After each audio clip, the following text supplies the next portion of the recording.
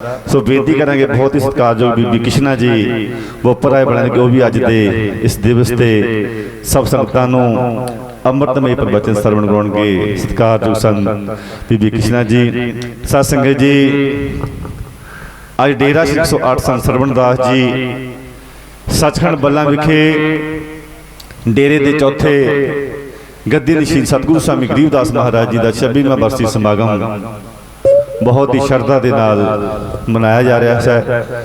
सो संगतां जो दूरों दूरों अज दे इस दिवस से महाराज जी पासों आशीर्वाद लैण वास्ते और सतगुरु स्वामी गरीबदास महाराज जी नूं श्रद्धा के फुल भेंट करने वास्ते आ रहे हैं।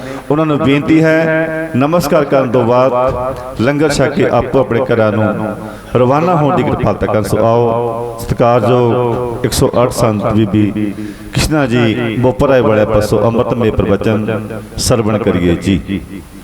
हर सो हीरा छाड़ कै खरे आने के आसे तीन दोजक जाएंगे सत्य पाखे रविदास। रविदास जे ग्रंथि है पढ़े सुने मन लाए सब ही पदार्थ मिलेंगे इसे सब वर पाए।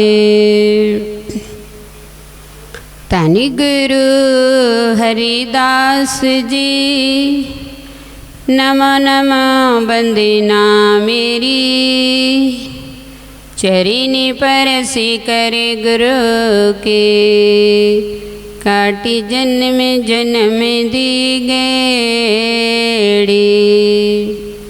बंदीना बीबी सहवी को करम वारो वारे अमृत नाम पिलाए के जिन संगत दीती तार। धन धन जगत गुरु सतगुरु रविदास महाराज जी गुरु जी दे चरनां दे विच कोटि कोट नमस्कार। आज गुरु प्यारिओ सतगुरु स्वामी संत सरवणदास महाराज जी के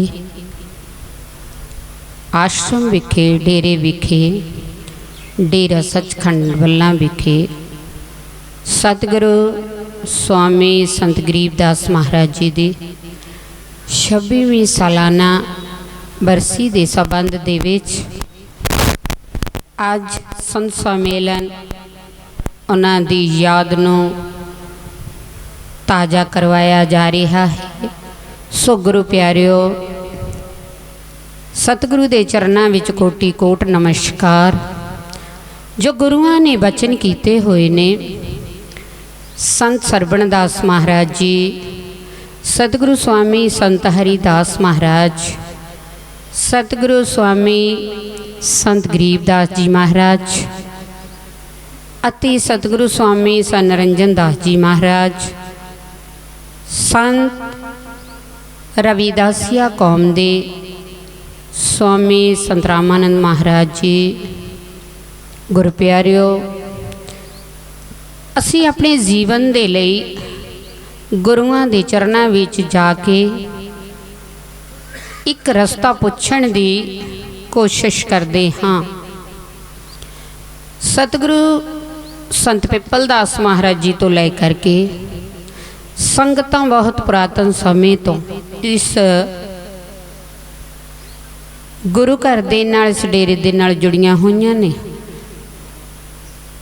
तो सानू ये याद रखना जरूरी है कि जो संत पिपलदास महाराज जी ने वचन कीते ने उन्हां टाइमां दी संगत और जो संत सरवणदास महाराज दे पैरोकार जिन्हां ने गुरुआं तो नाम भजन नाम दी दात बख्शिश की हुई है।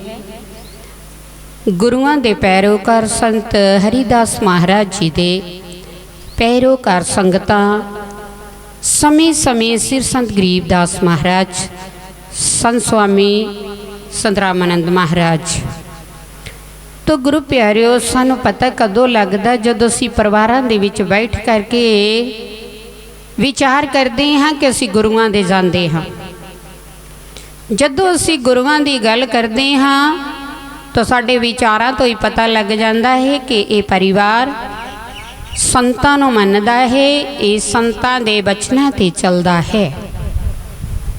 तो साडे विचार अच्छे होने चाहिए ने। अज गुरुआं ने साडे ते किरपा करके समय समय सिर सानू धर्म दिता, सानू ग्रंथ दिता। जय गुरुदेव, धन गुरुदेव, हर दा निशान दिता। तो गुरु प्यारी साध संगत जी, ये जिहड़ियां साडियां सिक्ख्यावां ने सानू कित्थों प्राप्त हुंदियां ने? साडे अपने गुरुआं दे कोलों। सानू गुरु सीधा रस्ता दिखांदे ने। असी गुरुआं दे चरनां विच बैठ करके बहुत कुछ ले जाते हाँ, बहुत कुछ सीख जाते हाँ, बहुत कुछ प्राप्त कर लेंदे हाँ। तो गुरु प्यारिओ, ये गुरु दसदे ने कि तुहाडे रहवर किहड़े ने, तुहानूं शिक्षा कित्थों मिलनी ने। बाबा साहब भीमराव अंबेदकर जी जिन्हां ने संविधान लिखिया, अज असी बड़ियां बड़ियां स्टेजां ते बैठ करके विचार करते हाँ, तो ये भी सानू जरूर सीखना चाहिए है कि जो साडा विद्या का मकसद है वो गुरु दी बाणी दे नाल नाल बाबा साहब जी ने सानू संविधान दे राही भी दे दिता, और गुरुआं ने सानू अमृत बाणी दे राही दे दिता जो गुरुआं दे मुखारबिंद तो उचरी हुई है। अज असी अपने घर विच बह करके अपना धर्म प्राप्त करते हाँ। रविदासिया धर्म का कॉलम बनाने वास्ते 8 तरीक नूं मीटिंग जो हुई गुरु जी के दरबार के उत्ते, सो बड़ा मन खुश होया कि संत सानू कुछ दे रहे ने। इस तरह अपने परिवारां नूं लियाओ, अपने बच्चियां नूं लियाओ, बच्चियां नूं इत्थों शिक्षा दवाओ, जिहड़े बच्चे तुहाडा वड्डे हो के भविख बण। सो गुरु प्यारिओ, अज संतां दी याद दे विच आपां इकट्ठे होए हाँ तो कुछ ले करके जाना है। की के लेके जाना है कि संत सानू पढ़ाई का आदेश दिंदे ने, संत सानू एक गृहस्थी दे जीवन का आदेश दिंदे ने, संत सानू समाज दे विच विचरण का आदेश दिंदे ने। संत एक वो अमुल्य चीज़ है, वो अमुल्य वस्तु है जो सानू होर दरबारां तो मिल नहीं सकती, वो सानू अपने ही दरबारां तो मिलेगी। तुसी भावें अपने खाली हाथ आ जाओ तो फिर भी तुसी इत्थों भरपूर हो के जांदे हो। अगर असी दूसरे दरबारां ते जांदे हाँ तो उत्थों असी भरम, पखंड और अंधविश्वास लैके आउंदे हाँ। वो किस तरह, वो तुहानू कई अंधविश्वास विच पा जांदे ने, लेकिन एक यही गुरु दरबार है, यह ही सानू सीधे राह ते तोरन दा एक साडे जिहड़े सतगुरु ने उपदेश दिंदे ने। सानू सतगुरु गरीबदास महाराज जी ते वचनां ते चलना चाहिए है। उन्होंने अज 26 साल हो गए ने, तो असी भी गुरुआं दे नाल नाल अपने महाराज जी दे समय समय सिर दर्शन करते रहे। तो अज डेरा सचखंड बल्लां दी देन बहुत है इस समाज नूं। असी भी उन्हां दे चरनां दे विच बैठ करके बहुत कुछ प्राप्त किया है। तो गुरु प्यारिओ, जिथों साडे समाज नूं सेध मिलती है उत्थे सानू जाके बैठना चाहिए है, अपने बच्चों नूं बैठालना चाहिए है। बच्चे जिहड़े हुंदे वो माता पिता दा भविख हुंदे ने, बच्चे जिहड़े हुंदे ने वो समाज दा भविख हुंदे ने, बच्चे जिहड़े हुंदे ने वो अपने आप दा भविख हुंदे ने। अज अमृत बाणी दे नाल असी जुड़ांगे, अमृत बाणी पढ़ांगे तो सानू पता लगेगा। सो महाराज जी ने मीटिंग दे विच कॉलम तैयार करन लई आदेश दिते तो अगे 2021 की जनगणना दे विच रविदासिया धर्म का जो किया होया ऐलान है वो आपां अपनी जनगणना विच लिखवाना है।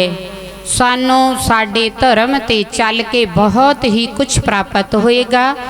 इकल्ला ये नहीं असी कहते पता नहीं कितना क एदा सानू चल करके परवाओ एक प्राप्त करना पवेगा।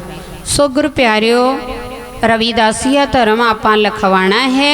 आपां सतगुरु जगत गुरु रविदास महाराज की औलाद हाँ और संतान हाँ। फर्ज बनता है संतान का फर्ज होंदा है कि वह अपने परम पिता परमात्मा पिता दी दिती हुई सिक्ख्यावां नूं अगे बढ़ाए। सो गुरु प्यारिओ असी डेरा सचखंड वल्लां दे अरणी हाँ और अरणी रवांगे। सो जिथे तक महाराज सानू बांह फड़ के तोड़ना चाहते ने तुरे चलो, क्योंकि महाराज का आदेश सच्चा है। संतां दे प्रवचन एक पत्थर ते लकीर होंदी है तो इहदा विचार बाद विच पता लगता है। सो गुरु प्यारिओ संत सरवणदास महाराज जी सतगुरु स्वामी संत हरिदास महाराज जी और संत गरीबदास जी महाराज सन निरंजन दास महाराज जी जो डेरे के संचालक ने और संत रामानंद महाराज जी के चरणों में कोटि कोट प्रणाम करते हाँ कि इसी तरह अपने समाज को सेध देंदे रहन और आशीर्वाद बनाई रखन और कोरोना वायरस तो दूर रखन। ये भी बेनती करते हाँ। जय गुरुदेव। यो बोले सो निरभै सतगुरु जगत गुरु रविदास महाराज की जय। जय गुरुदेव।